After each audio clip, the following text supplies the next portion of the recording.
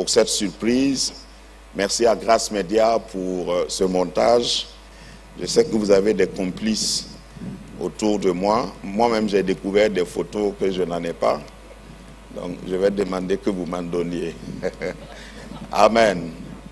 Je voudrais également annoncer officiellement, avant le message, la création ou le début d'un département que Dieu m'a mis à cœur de lancer, et aujourd'hui je lance ça officiellement. C'est l'école biblique en ligne. Nous avions déjà GBI. Maintenant nous faisons GBIO, Grace Bible Institute Online. Et la rentrée, c'est le 24 septembre. Je vais enseigner le premier cours à Cambouin-Saint. Pour expliquer le concept, nous avons en présentiel Grace Bible Institute. Nous croyons, ce ministère croit à la double vocation. Dans le temps, comme par exemple dans notre génération, il était nécessaire, si tu sentais l'appel, de démissionner, de partir dans un monastère, non pas monastère, dans une école, t'enfermer et puis apprendre la Bible. Et puis quand tu sors, tu marches au ralenti pour montrer aux gens que tu as été formé à l'école biblique. Dis à ton voisin, ce n'est plus nécessaire. Maintenant, il faut que tu sois équipé. Et quand tu es envoyé quelque part, je vais demander au frère Justin de se lever avec ton épouse. C'est un exemple. Ils sont des fonctionnaires internationaux avec les Nations Unies, dans le système des Nations Unies. Vous avez fait déjà combien de pays? 10 pays. Donc, c'est un modèle, par exemple, parce qu'il dirige une église à Niamey. Merci. Que Dieu vous bénisse. Chaque fois que Dieu t'envoie quelque part, dans ton quartier pour commencer, il faut que tu sois équipé. Parce que quand on parle d'école biblique, ton voisin est toujours en train de dire « moi je n'ai rien entendu ». Tu es en retard. Il ne faut pas attendre avant de t'équiper. Voilà. Quand les avions décollent, on fait d'abord un discours, si vous avez remarqué. En cas de dépression ou bien on dit quoi, on a tout prévu. Si toi tu veux faire accident avant de vérifier si ton véhicule a toujours toutes les fonctions, aujourd'hui, ce que je veux dire, aujourd'hui nous devons être équipés. Et je crois fermement à ça. Pour que chacun puisse participer, parce que je sais que vous êtes occupés, c'est pourquoi nous avons travaillé, j'ai une équipe autour de moi qui a travaillé pour mettre cela. Il y aura, tous les cours seront en ligne. Chaque cours qui sera enseigné en présentiel sera mis en capsule et logé dans ce site que nous sommes en train de monter. Et tous ceux qui vont s'enrôler dans cette école biblique en ligne auront un code, pourront avoir accès, prendre le cours en vidéo et après prendre l'examen toujours en ligne et puis jusqu'à la fin. Et j'ai collectionné ou réquisitionné tous mes amis, le docteur Bangoré Dominique, le pasteur Georges Amakon, moi-même et le professeur Gadji Abraham. Nous serons de ces enseignants pour pouvoir apporter notre expérience. Rien que le fait d'apporter notre expérience, nous célébrons 40 ans de mariage, mais, enfin 30 ans de mariage, hein, mais aujourd'hui, en même temps, aujourd'hui nous sommes le 18, donc c'est le 1er octobre, je célèbre 40 ans de ministère. Donc, normalement, nous devons nous investir, nous déployer, nous dupliquer dans la jeune génération. Et tous les 4 que vous voyez sur l'image, c'est notre motivation et c'est l'appel que Dieu nous donne. Donc, si tu as la capacité, parce qu'il y aura une sélection, il faut quand même maîtriser l'outil informatique déjà, avoir la possibilité de te connecter, parce que je sais, dans le milieu chrétien, les gens veulent qu'on leur donne et on leur donne. Voilà. La gratuité, tout ce qui est gratuit, c'est quelqu'un qui a payé. Sinon, il n'y a rien de gratuit sur la terre. Si tu as quelque chose, tu as eu quelque chose gratuitement, c'est quelqu'un qui a payé. Comme tu n'es pas mort, c'est pourquoi tu dis le salut est gratuit. Demande à Jésus, voir, est-ce que c'est gratuit? Donc, tout ce qui est gratuit, quelqu'un a payé. Et pour ça, il y aura un coût pour que tu puisses pouvoir participer. Ne vous privez pas. Et il y a un numéro, vous pouvez déjà prendre les renseignements. J'ai réquisitionné Faith. Elle est en haut ou elle est où? Voilà, comme secrétaire. Donc, c'est ton numéro, ça, hein? Voilà. Donc, si vous voulez la voir en personne, lève-toi. Parce qu'il y en a qui... Voilà. Faith Saint-Poré, qui pourra vous donner de plus amples informations. Donc, inscrivez-vous, quel que soit votre âge, et Dieu va vous accompagner. Voilà. Et si tu n'as pas reçu d'appel, viens me voir, je vais t'appeler. Voilà. Par exemple, je sais que Maman Traoré a appelé. Voilà, ça là, je peux dire publiquement déjà, quoi. Donc, si elle ne vient pas, vous avez entendu, elle est appelée. Amen. Gloire au Seigneur. On va aller à pas de course parce que on a débordé du temps. Est-ce qu'on peut chanter quelque chose avant? On peut se tenir debout dans le recueillement. Gloire à Jésus. I put you in front. Vous connaissez? In front of my melody. You are all that matter. You are all that matter. I make you true. You and I, Jesus. Projection. You are all that matter. Oh, You are all that matter. oh, You are all that matter. You are all that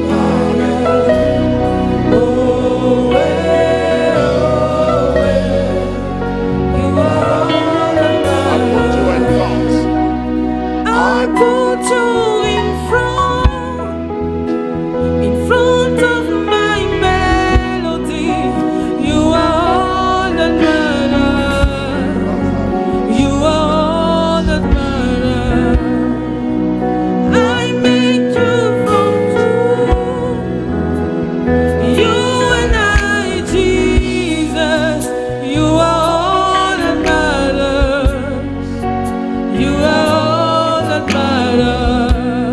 Oh, you are all that matters.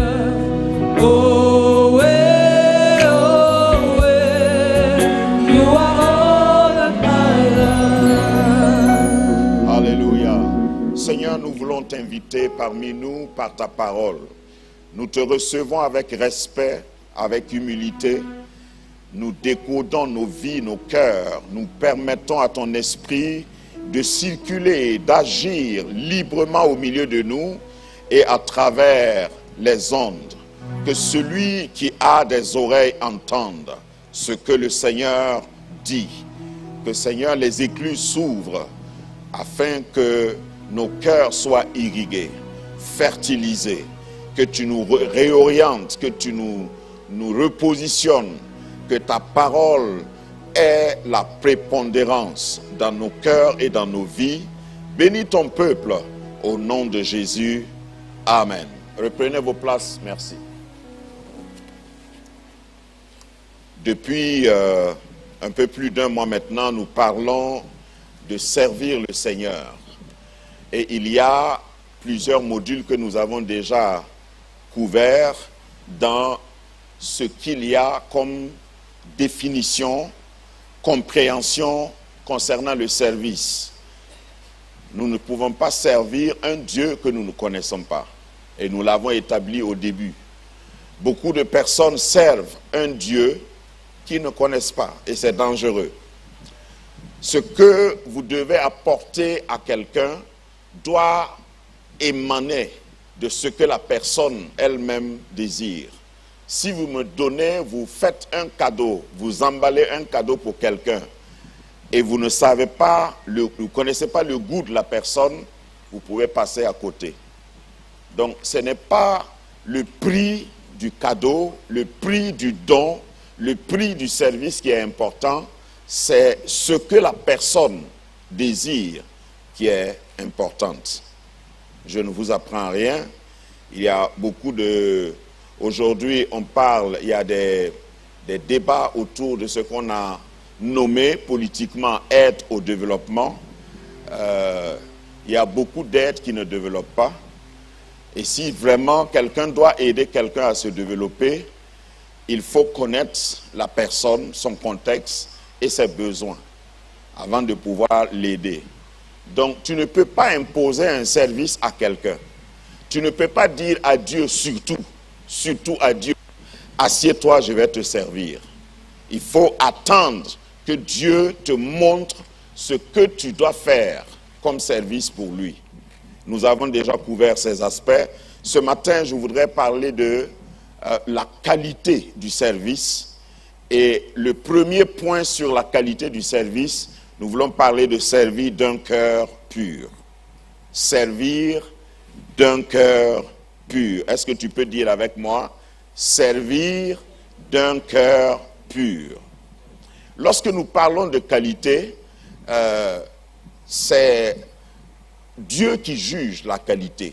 Et Dieu a donné des standards, Dieu a donné un protocole, Dieu a donné des exigences sur comment nous devons le servir, et ça commence par le cœur. La qualité du service commence par le cœur. Peut-être que dimanche prochain, je vais aborder les autres qualités. Je parlerai principalement de l'excellence dans le service. Mais aujourd'hui, retiens que le cœur est au centre.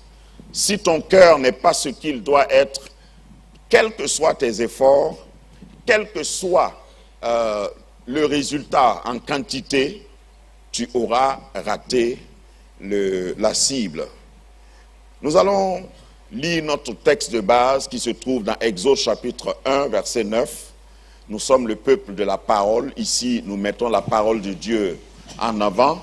Et nous allons construire à partir de ce texte, et je vais citer d'autres textes de mémoire, et nous allons évoluer progressivement. Nous sommes dans le contexte de... le contexte de ce texte, c'est quand Dieu a appelé Moïse. Tout à l'heure, je parlais d'appel. Dieu appelle Moïse et le mandate pour qu'il aille sauver le peuple d'Israël. Je vais demander au pasteur Bali de le lire pour nous.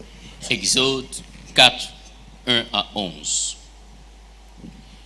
Moïse répondit et dit, « Voici, ils ne me croiront point et n'écouteront point ma voix, mais ils diront, l'Éternel ne t'est point apparu. » L'Éternel lui dit, « Qu'y a-t-il dans ta main ?» Il répondit, « Une verge. » L'Éternel dit, « Jette-la par terre. » Et il la jeta par terre, et elle devint un serpent. Moïse fuyait devant lui. L'Éternel dit à Moïse, « Étends ta main et saisis-le par la queue. » Il étendit la main et le saisit, et le serpent redevint une verge dans sa main. « C'est là, dit l'Éternel, ce que tu feras afin qu'ils croient que l'Éternel, le Dieu de leur père, t'est apparu, le Dieu d'Abraham, le Dieu d'Isaac et le Dieu de Jacob. » L'Éternel lui dit encore, « Mets ta main dans ton sein. » Il mit sa main dans son sein, puis il la retira, et voici, sa main était couverte de lèpre, blanche comme la neige. L'Éternel dit, « Remets ta main dans ton sein. » Il remit sa main dans son sein, puis il la retira de son sein. et voici, elle était redevenue comme sa chair. S'ils ne te croient pas, dit l'Éternel, et ne t'écoutent pas la voix du premier signe, ils croiront à la voix du dernier signe. S'ils ne croient pas même à ces deux signes et n'écoutent pas ta voix, tu prendras de l'eau du fleuve, tu la répandras sur la terre, et l'eau que tu auras prise du fleuve deviendra du sang sur la terre. Amen. Amen. Reprenez vos places, merci. Tous les lecteurs de la Bible connaissent Moïse. Moïse, c'est le législateur, c'est l'auteur du Décalogue, l'auteur du Pentateuque. Les 5 premiers livres de la Bible ont été écrits par Moïse. C'est grâce à Moïse que nous savons comment la terre a été créée. C'est Moïse qui a écrit « Au commencement, Dieu créa les cieux et la terre ». Et vous savez que quelqu'un ne peut pas parler comme ça du commencement de ce que Dieu a fait s'il n'a pas rencontré Dieu. Moïse est donc un homme que je dirais hors pair parce qu'il parlait face à face avec Dieu. C'est de ce Moïse-là que nous parlons. Moïse a eu une rencontre personnelle avec Dieu. Les étudiants de la Bible conviennent que c'est sur le mont Sinaï, lorsque Moïse a rencontré Dieu, que Dieu lui a montré comment la terre a été créée. Parce que lorsque la terre fut créée, l'homme n'était pas créé. Lorsque Dieu créait les cieux et la terre, personne n'existait. Genèse chapitre 1, verset 1 dit « Au commencement, Dieu créa ». C'est comme ça que la Bible commence. La Bible ne commence pas avec le commencement de Dieu.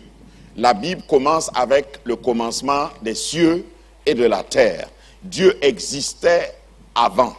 Dieu n'a ni commencement ni fin. Dieu n'a pas de commencement, mais il commence tous les commencements. Quelqu'un n'est pas encore réveillé. Dieu est éternel. Et c'est Moïse qui a eu cette grâce, ce privilège, ce bonheur de voir Dieu.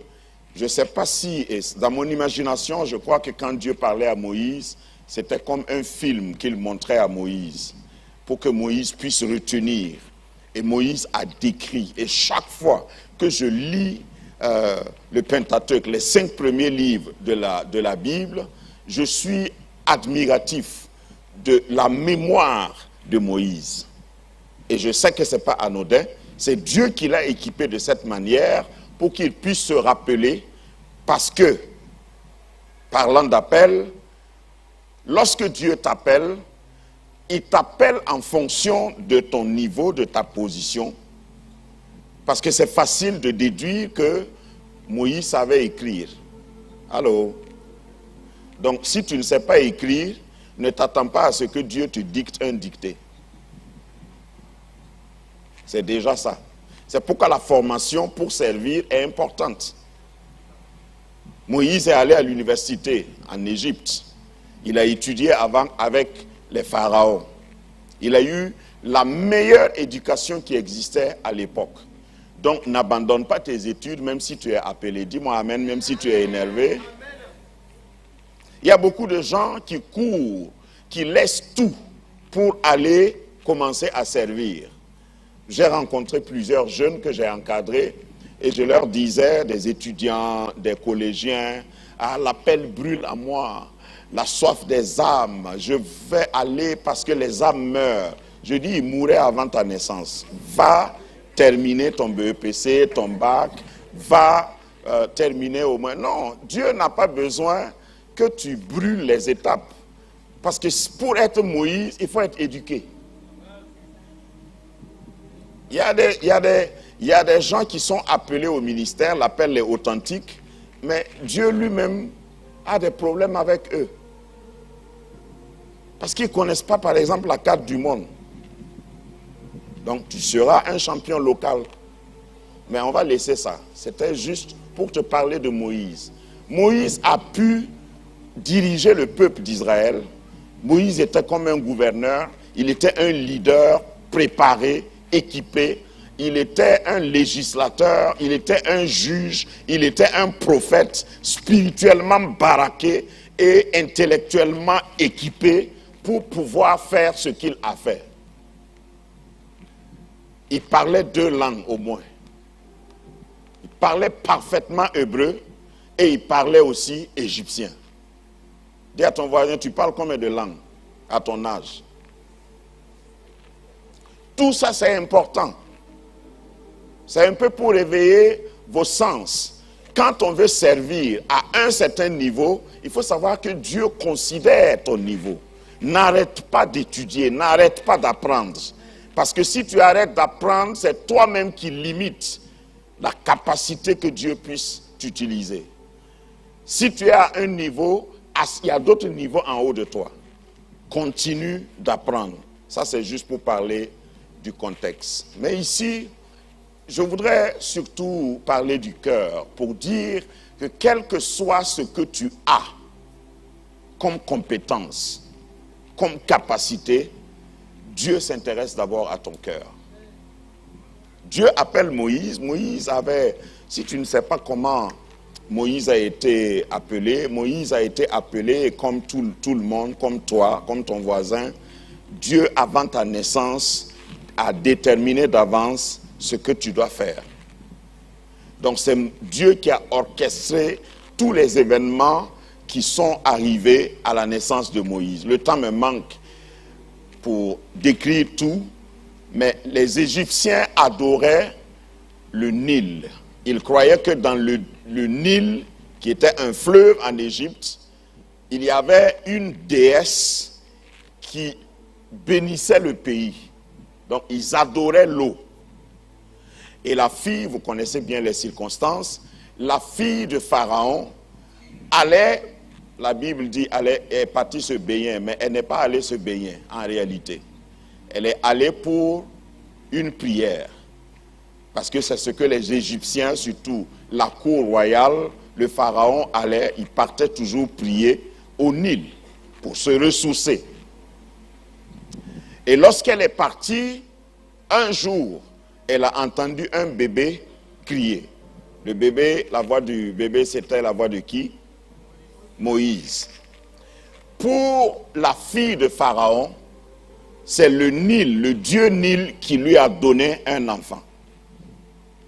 C'est pourquoi elle a nommé Moïse, Moïse. Moïse veut dire tirer des eaux. Ce n'est pas un nom chrétien. Qui s'appelle Moïse ici? Voilà.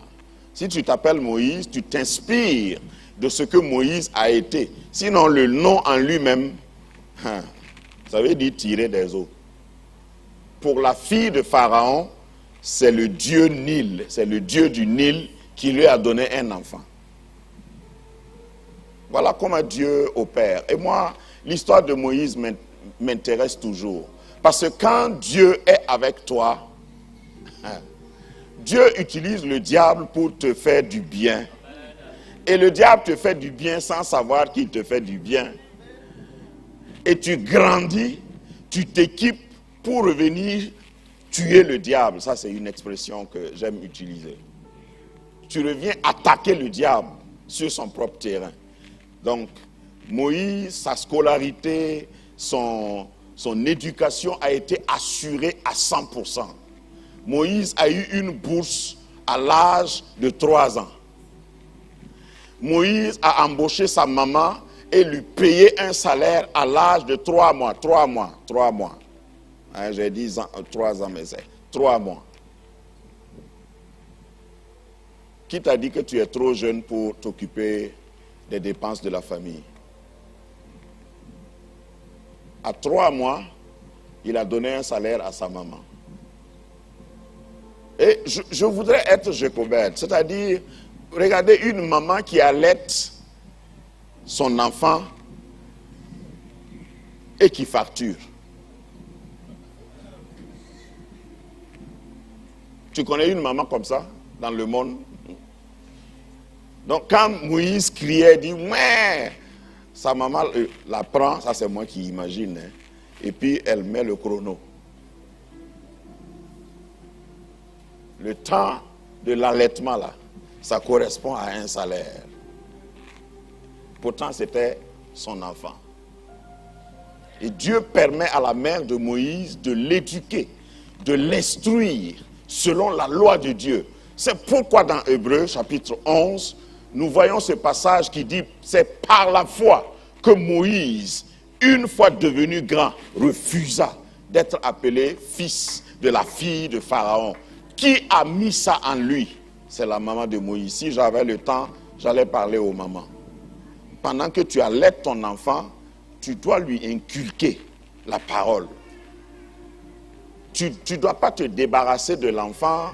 Aujourd'hui, on prend le bébé, on part déposer à la crèche et l'enfant ne sait pas. Tu dois venir à l'église avec l'enfant. Vous savez que c'est une fibre que je prends souvent.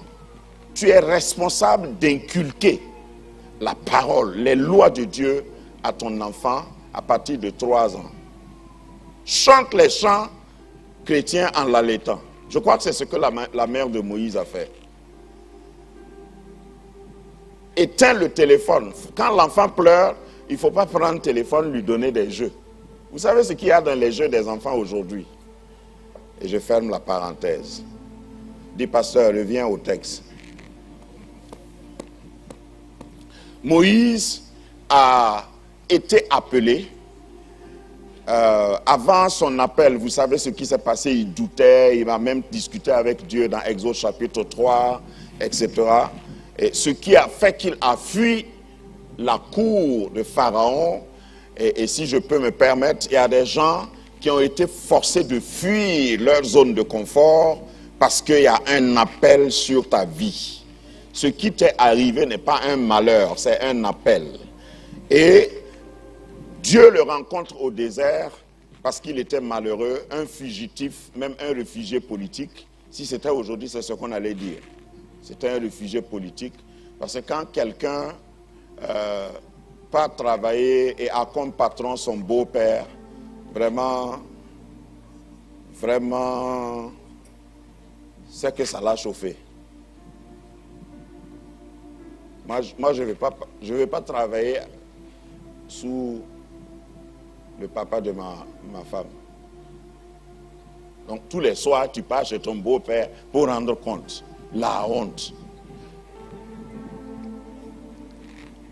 Tu ne peux pas faire grève. Parce qu'il y a toujours un motif de chantage. Si tu fais, je prends ma fille. Et puis les enfants que tu mets au monde là vont aimer le beau-père. Non, je ne veux pas ça.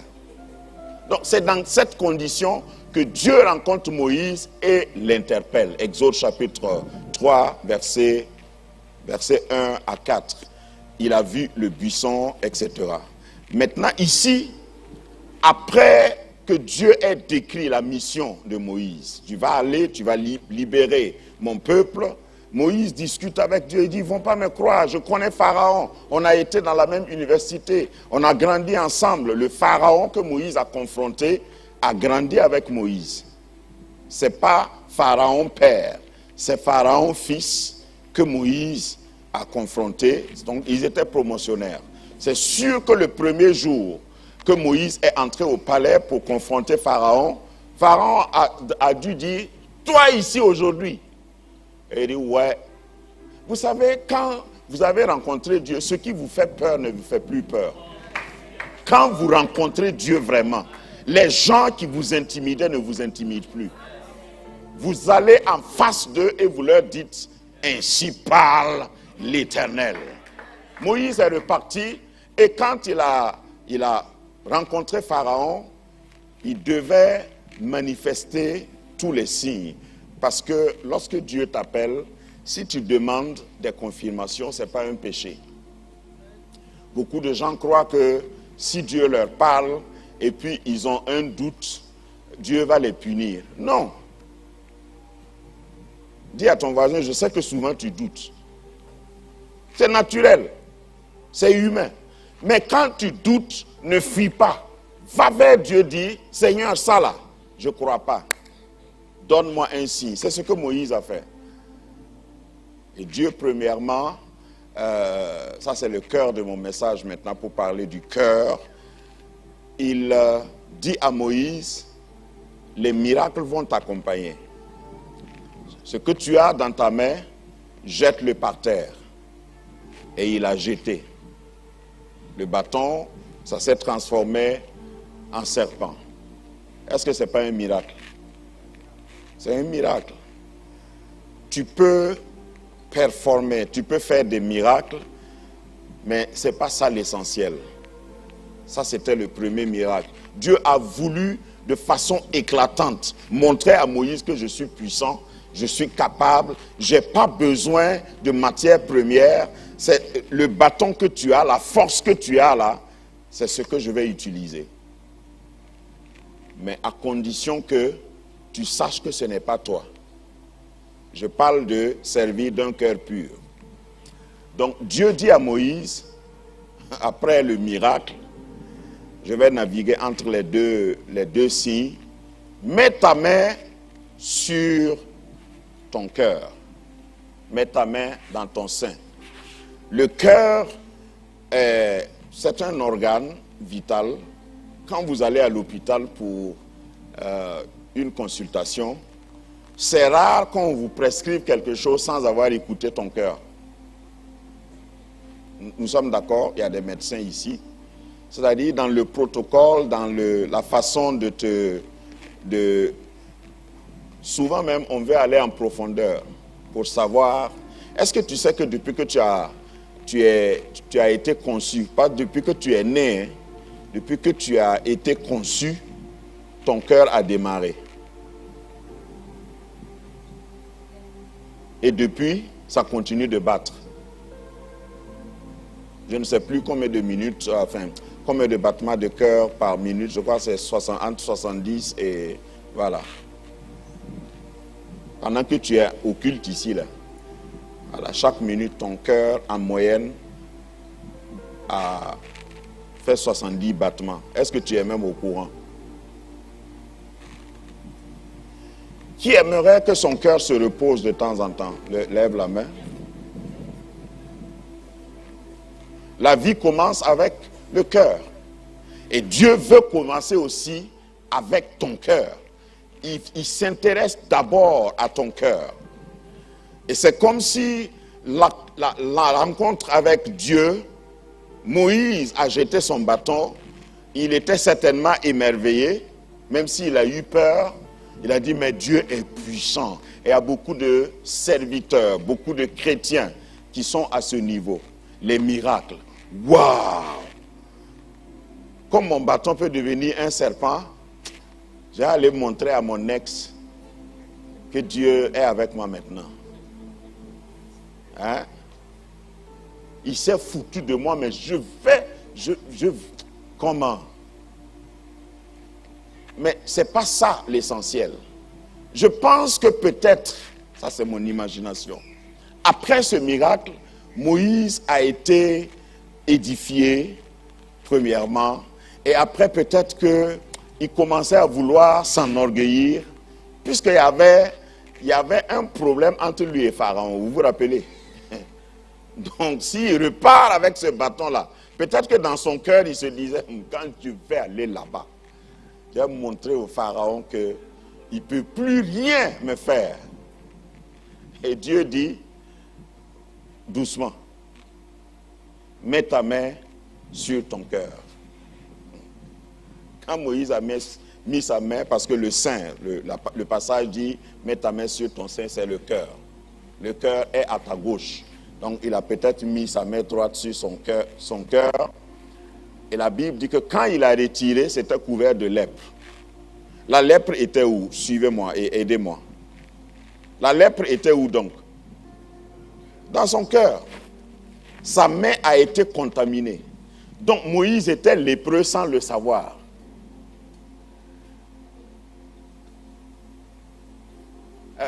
Je peux extrapoler. Vous pouvez me permettre de parler comme je veux. Donc, il y a des gens qui font des miracles, mais ils sont lépreux. Voilà, des lépreux miraculeux. C'est-à-dire, ils font des performances. Quand tu les vois, tu dis, waouh, quel grand homme de Dieu. mais Dieu regarde l'état du cœur. Donc c'est possible de jeter un bâton, le bâton se transforme en serpent, puis en bâton avec un cœur lépreux. Parce qu'au fait, ce n'est pas toi. Ce n'est pas toi qui fais. Ce n'est pas moi qui fais. Tu es toujours homme, quelle que soit ton onction. Tu es toujours à l'état de lépreux, quelle que soit ton onction. Sans le concours de Dieu, tu demeureras lépreux. Deuxième instruction, Dieu dit, remets ta main lépreuse là sur ton cœur. Et il remet, et cette fois-ci, le cœur a été transformé. Est-ce que tu suis mon imagination? Son cœur a été transformé et quand il a retiré pour la deuxième fois, sa main, la lèpre a disparu de sa main et il est devenu pur. Si Dieu ne te touche pas, ne pense pas que seulement le fait d'accomplir des exploits, des miracles suffit pour avoir l'approbation du ciel. Oh, dis Seigneur, guéris ma lèpre. Parce que si on ne fait pas attention, nous allons nous accrocher à des bâtons qui se transforment en serpents et oublier l'essentiel. Et je prie que Dieu m'en garde. Parce que c'est facile d'être emporté, c'est facile d'être omnibulé par ce qui se passe. Vous savez que quand j'ai fait quelques recherches, c'est aux États-Unis que ça a commencé dans les années 1800. Le fait que quand on chante l'hymne national, vous voyez souvent dans les stades, quand on entend l'hymne national d'un pays, tout le monde met sa main sur le cœur.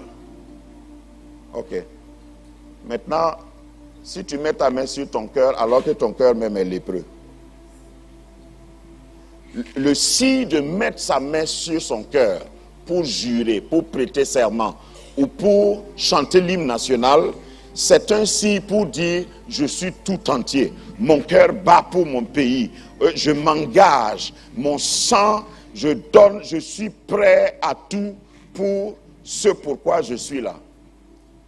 Mais vous savez que souvent on jure dans le mensonge. On jure et après on fait le contraire. Tous les présidents ont juré avant de commencer à... Voilà. Mais on peut jurer, voilà. Et puis, après un peu de ceci, un peu de cela, et on se disperse. On n'arrive pas.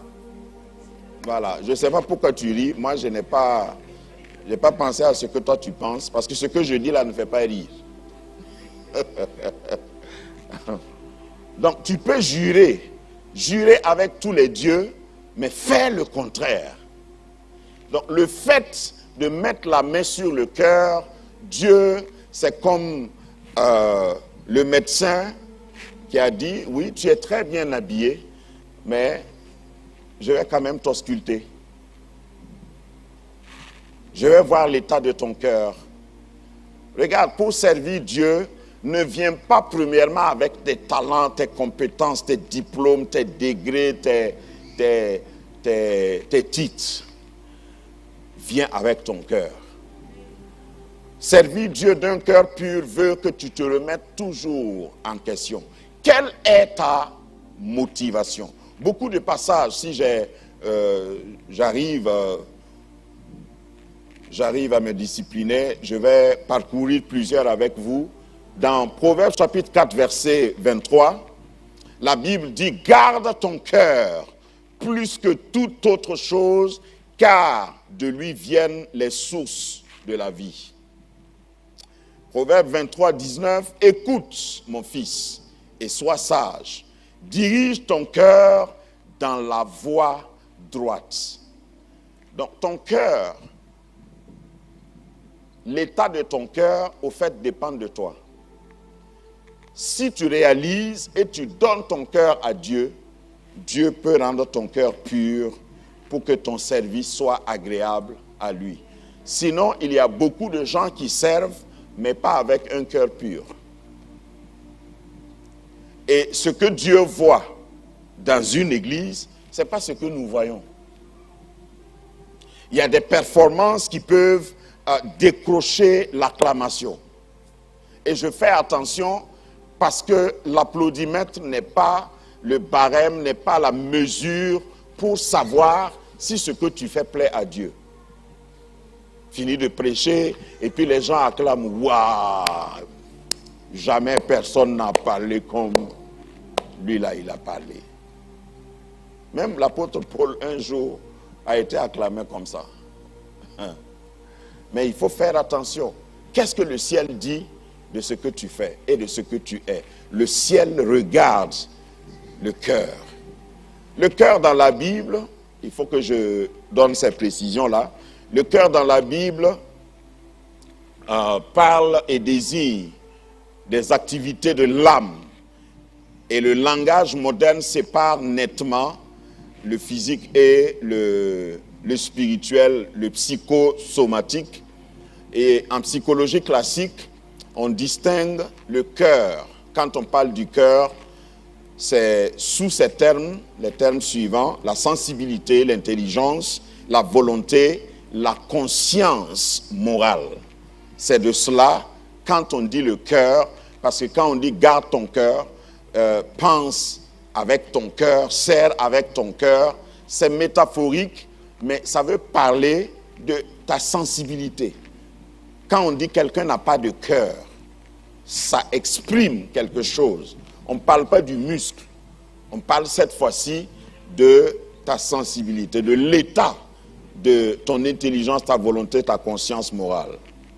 Le siège, c'est le siège de la conception des pensées. Le cœur, c'est la centrale de la personne où se forment les pensées, les décisions, les sentiments et les discours.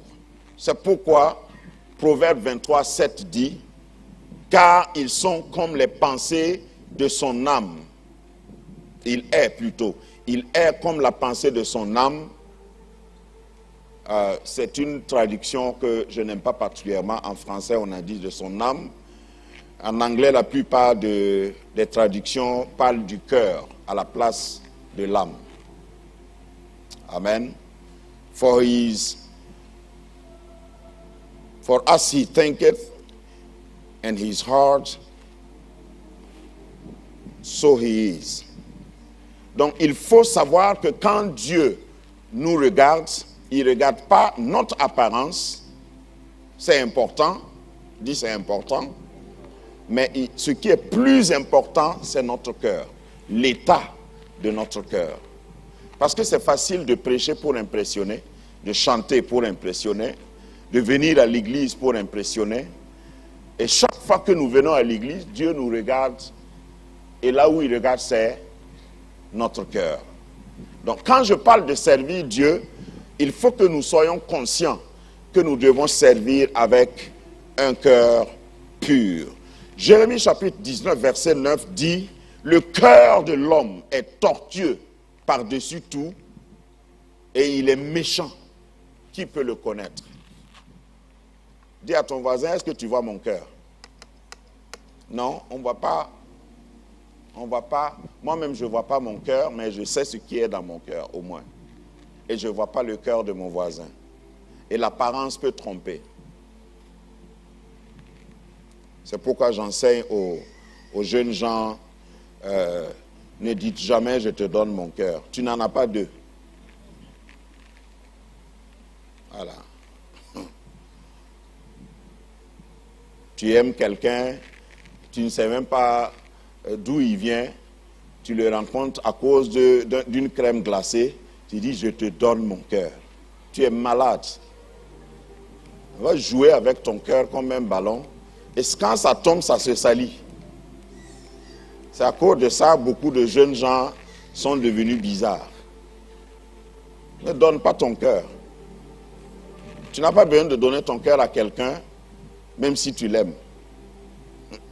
Moi, je donne. J'ai jamais dit à madame que je lui donne mon cœur. Moi, j'ai mon cœur, hein. Jamais. Chacun n'a qu'à garder son cœur. Et puis on avance ensemble Et on avance ensemble depuis 30 ans. Voilà. Faut pas donner ton cœur là où il ne faut pas donner. Garde ton cœur. J'ai déjà mentionné ce que la parole de Dieu nous dit. Donc le cœur est central dans tout ce que nous faisons dans la vie quotidienne et surtout dans la foi. Romains 10, 10, car c'est en croyant du cœur qu'on parvient à la justice et c'est en confessant de la bouche qu'on parvient au salut. Tu ne peux pas, en d'autres termes, tu ne peux pas être chrétien né de nouveau sans ton cœur. C'est par ton cœur, à partir de ton cœur, que même la nouvelle naissance est possible. Donc, quel est l'état de ton cœur? Comment est-ce que Dieu voit ton cœur? Et si on remonte à notre texte de base, c'est toi-même qui dois examiner ton cœur. Dieu pouvait faire une vision pour dire, Moïse, est-ce que tu réalises que ton cœur là est comme ça? Regarde le cliché du scanner que je viens de faire. Non. Dieu a dit à Moïse, toi-même, mets ta main sur ton cœur. Et ce matin, même si je ne termine pas, je voudrais que tu fasses comme Moïse. Tu acceptes mettre ta main sur ton cœur. Ça veut dire quoi, littéralement? Examine-toi. L'auto-examen. L'auto-examination, hein, selon le terme que vous voulez. Il faut que tu acceptes te remettre en cause. Il faut que tu acceptes causer avec Dieu pour dire, Seigneur, comment tu me trouves? Seigneur, je pense faire bien, mais est-ce que c'est selon toi? Rappelez-vous qu'on parle du service. On peut servir avec de mauvais motifs, de mauvaises motivations. Dans une église, on peut être là sans être là. On est là, on le fait pour que les gens voient. On est là, on le fait pour plaire à quelqu'un, pour impressionner même quelqu'un. Mais ce n'est pas le vrai service. Dieu nous demande, par ma voix, de nous examiner. Mets ta main sur ton cœur. Parce que ce qui se forme dans notre cœur peut nous éloigner de Dieu. Ce qui se forme dans notre cœur de négatif peut nous éloigner de Dieu. Dans Ézéchiel 28, il y a un passage qui, de façon symbolique ou de façon métaphorique, parle du diable, parle de Lucifer. Le verset 14 de Ézéchiel 28 dit, « Tu étais un chérubin protecteur, aux ailes déployées. Je t'avais placé et tu étais sur la sainte montagne de Dieu. Tu marchais au milieu des pierres étincelantes. Tu as été intègre dans tes voies. Depuis le jour où tu fus créé jusqu'au jour où l'iniquité a été trouvée chez toi. » On ne parle pas d'un être humain. On parlait de Lucifer. Et puis il faut savoir que le diable a été créé. Alors, j'ai toujours rappelé ça ici. Le diable est une créature de Dieu. Et nous voyons ça dans ce texte. Il n'a pas été créé diable. Mais c'est parce qu'il n'a pas veillé sur son cœur. Il était au service de Dieu. C'est pourquoi j'ai pris ce passage. Le diable était serviteur de Dieu. Il marchait. Il était un ange, un archange. Quand on dit archange, c'est chef des anges. Il avait toutes les gloires. Mais le texte nous décrit jusqu'au jour où l'iniquité a été trouvée dans ton cœur. Tu peux servir Dieu, être choisi par Dieu, mais veille à ce que l'iniquité ne soit pas trouvée dans ton cœur. L'iniquité est différente du péché. Je n'ai pas le temps pour détailler. Et vous savez que c'est ma faiblesse. En tant qu'enseignant, chaque fois que je passe sur un mot, je veux m'arrêter. L'iniquité, c'est la grand-mère du péché. Il faut retenir ça comme ça. Voilà. Parce que l'iniquité, c'est ce qui est intérieur. Tu peux pécher par omission, par erreur. Et généralement, quand c'est comme ça et ton cœur n'est pas corrompu, tu reviens tout de suite demander pardon. Mais il y a des gens qui nagent dans le péché. Et puis ils se plaisent. Et l'exemple que j'ai toujours pris, il y a une différence entre un agneau et un pourceau. Allô? Quand il y a de la boue, il pleut actuellement, quand il y a de la boue, si un pourceau tombe dans la boue, il fait quoi? Il se plaît dedans. Il fait la fête. Il y a des gens, il y a des éleveurs de pourceaux qui me regardent. C'est-à-dire, tu peux pas avoir confiance en un pourceau en matière de propriété. Par contre, quand une brebis tombe dans la boue, qu'est-ce qui se passe? Elle crie. C'est comme si elle appelle au secours parce qu'elle sait que c'est pas là qu'elle doit vivre. C'est ça la différence entre l'iniquité et le péché. Il y a des gens qui se plaisent dans le... Quand tu pars même pour leur dire, mon frère, répands-toi, il dit, à cause de quoi? J'ai fait quoi? J'ai pas tué quelqu'un? J'ai pas volé la femme de quelqu'un? Parce que les péchés pour certains, c'est ça. Tuer, prendre la femme du voisin et fuir, c'est ça les gros péchés. Alors qu'il y a certains d'entre nous, y compris ton voisin, quand il ment, il est triste après. Ça, c'est le Saint-Esprit. Ça montre que c'est une brebis qui n'aime pas la saleté. Quand tu vois quelqu'un qui commence, il peut venir même à l'église, mais il fait, c'est-à-dire il commet le péché par programmation même. C'est-à-dire il prend son calendrier, il dit, bon, je vais aller chez Worokia samedi, et puis quand je vais quitter là-bas, je vais passer voir Fanta. Bon, et puis, il y a l'autre là qui m'avait demandé l'argent pour son avortement, donc faut que je passe là-bas aussi. C'est-à-dire que c'est rien. Au fait, il se plaît dedans. Et puis dimanche, il vient encore chanter avec nous. Nous élevons nos mains vers toi. C'est ça l'iniquité. Bon, c'était une parenthèse. Pourquoi je dure dessus? Donc le diable était au service de Dieu, mais l'iniquité a été trouvée dans son cœur. Chaque fois que vous voyez ce mot dans la parole de Dieu, faites attention. C'est l'iniquité qui a fait que Dieu a détruit Sodome et Gomorrhe. Avant ça, c'est l'iniquité qui a fait que Dieu a détruit toute la terre par le déluge. Avant même ça, c'est l'iniquité qui a fait que la tour de Babel a existé. Parce que chaque fois avant ces événements que j'ai cités, vous allez voir que la Bible dit, Dieu vit que leur cœur était tout entier tourné vers le mal. Ne prends pas le risque d'être ennemi de Dieu. Dieu ne peut pas coopérer avec l'iniquité.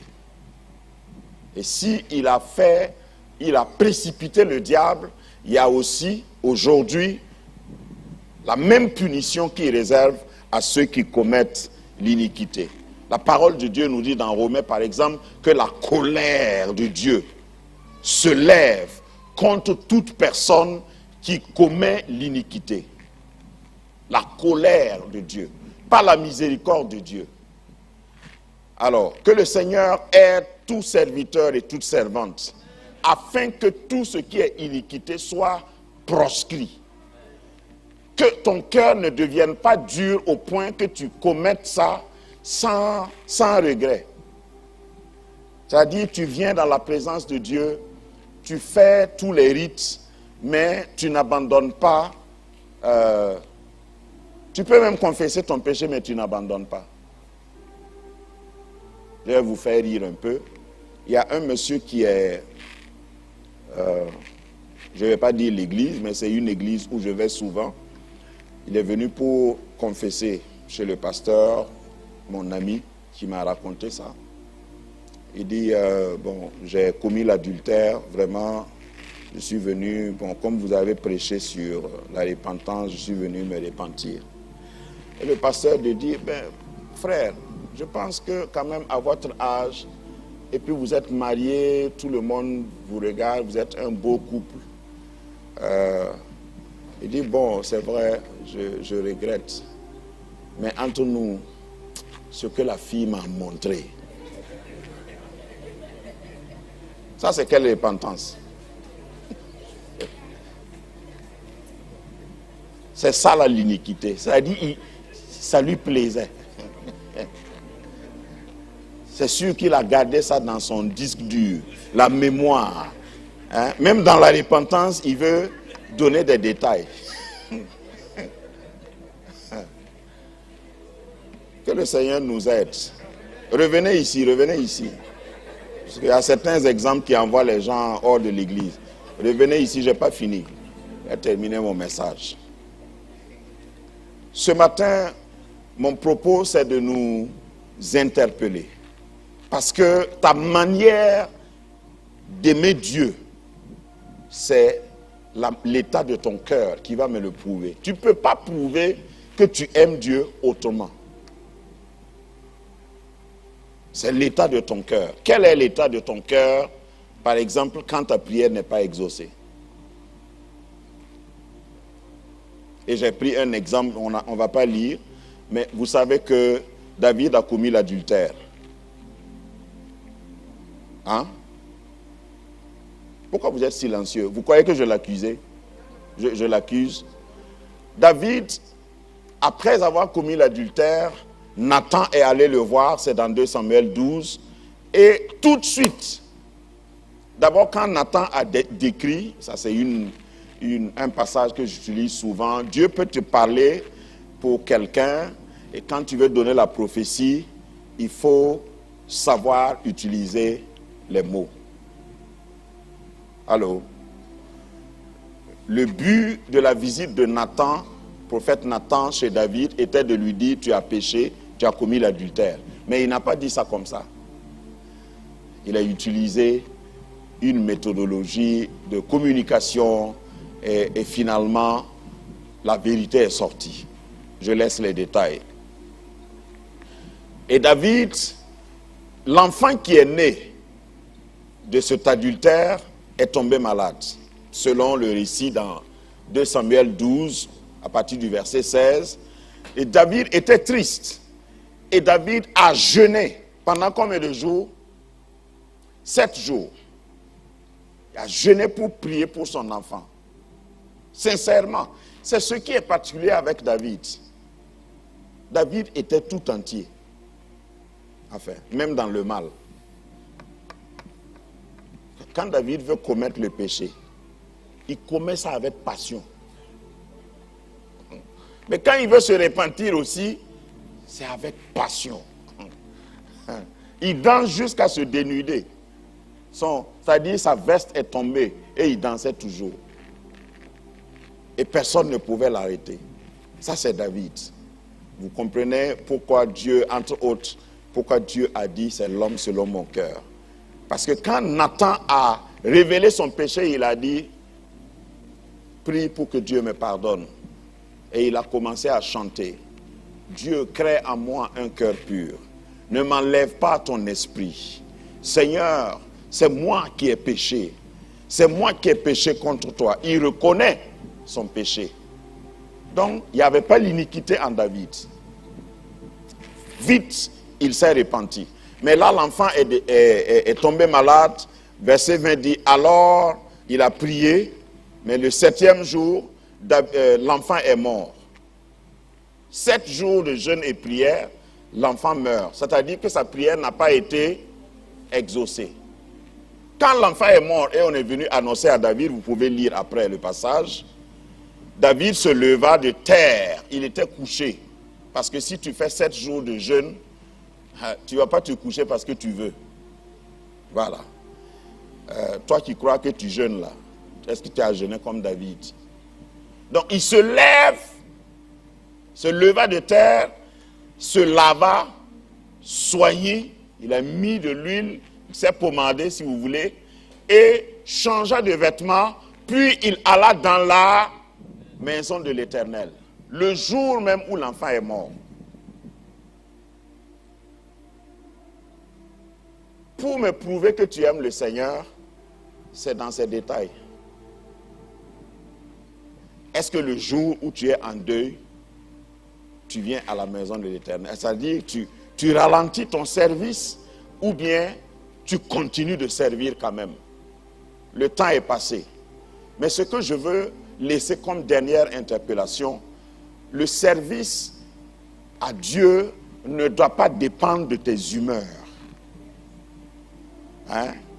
Aujourd'hui, là, je suis content. J'ai envie d'aller à l'église. Qui t'a parlé d'envie? On sert le Seigneur même quand on n'a pas envie. On sert le Seigneur même quand il a plu, comme ce matin. Dans notre zone, quand il pleut, c'est un beau temps. Ailleurs, quand il pleut, c'est un mauvais temps. Quand il pleut, le sommeil, l'onction du sommeil augmente, surtout vers 4 heures. Voilà. Et puis, on dirait que il y a une voix que certains ont entendue ce matin, mon fils, repose-toi. Et puis, ils ne sont pas venus. Mais ce n'était pas Dieu. Ça, c'est pour les aider. On ne sert pas Dieu quand on a envie seulement. On sert Dieu jusqu'à ce qu'on ait envie de le servir. On ne prie pas quand on a envie. On prie jusqu'à ce qu'on ait envie de prier. Qui t'a dit que la prière, là, il y a une envie? Parce que certains chrétiens, quand ils voient les autres venir, foncer, être constants, ils pensent que, ouais, bon, comme c'est son appel là, tu vois, le pasteur Kemtori, il a envie de crier comme ça là. Et il va prêcher encore tout de suite au désert. Bon, il ne peut pas, c'est son appel. En fait, il peut pas ne pas faire ça. Je peux ne pas faire. Je le fais intentionnellement, décisionnellement. C'est ça, servir. David s'est levé, il a prié, il a prié, il a prié 7 jours dans le jeûne. Il n'a pas été exaucé. Quand on dit que l'enfant est mort, il n'a pas pensé enterrement. Il s'est levé, il s'est lavé, il s'est oint et il est parti dans la maison de l'Éternel. Et vous connaissez David avec la maison de l'Éternel. C'est pourquoi dans le psaume 23, il termine « J'habiterai toujours dans la maison de l'Éternel jusqu'à la fin de mes jours. » Quelqu'un qui dit ça, il faut savoir que ce n'est pas parce qu'il n'a pas de mauvais jours. Il y a des jours où je n'ai pas envie, mais je le fais. Il y a des jours où venir à la maison de l'Éternel n'est pas la meilleure chose à faire, mais je le fais. Est-ce que tu peux servir quand les vents sont contraires, quand les hommes sont ingrats, quand les gens ne te reconnaissent pas? Est-ce que tu peux servir quelqu'un? Parce que servir Dieu, si tu étais là jeudi, j'ai développé le thème « Servir Dieu en servant les autres ». Il y a des gens que tu dois servir et ils ne sont pas, ils ne méritent pas ton service. Tu les sers et tu sais qu'ils vont te trahir, mais tu sers l'Éternel quand même. Si vous étiez à ma place, vous allez voir que les gens du deuxième culte sont là. Je m'arrête là. Je voudrais demander à ceux qui veulent prendre un nouveau départ en matière de service, qui veulent mettre leurs mains sur leur cœur et s'auto-examiner. Venez devant. Nous allons terminer par cette phase de prière. Le Seigneur parle pour restaurer, il parle pour repositionner, il parle pour rééquiper, il parle pour reconditionner.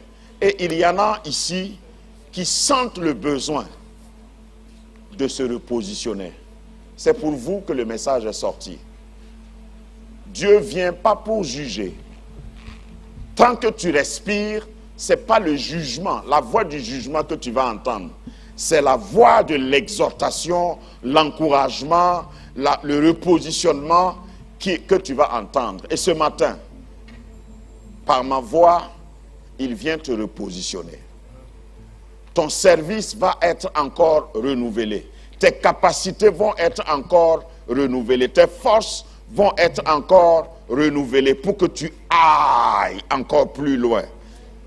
Dans le nom de Jésus, mets ta main sur le cœur comme nous avons vu Moïse faire et Dieu enlève toute lèpre de ta vie, lèpre spirituelle, lèpre de mauvaises pensées, lèpre de découragement, lèpre d'abandon, de sentiments et de ressentiments, lèpre de blessures. Certains d'entre vous, vous avez servi et vous avez été blessés dans le service.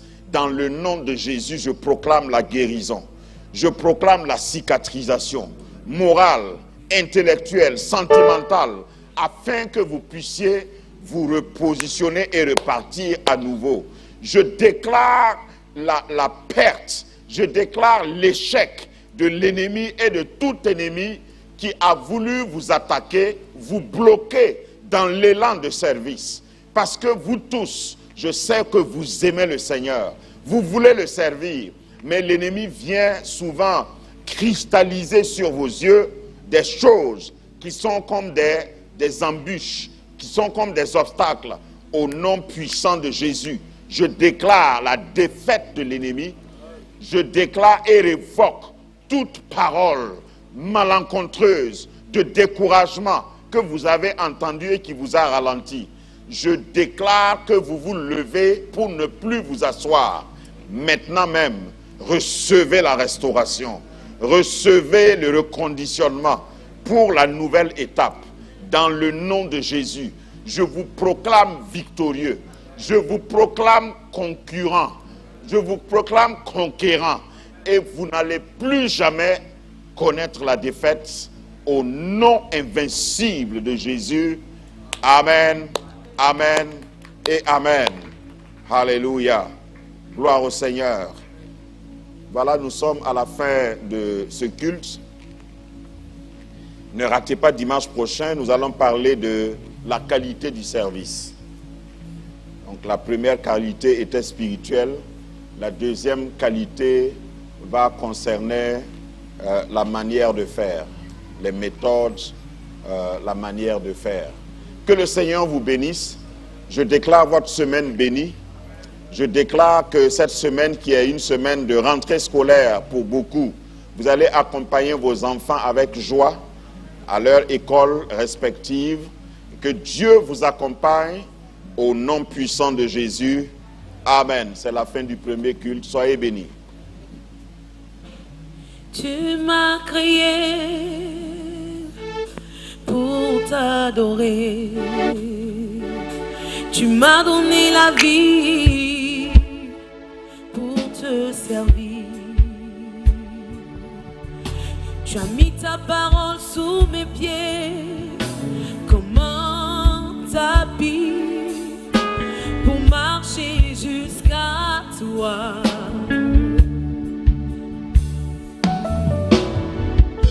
Tu as mis sous mes pieds toute la création, et moi par mes vains soucis, j'ai quitté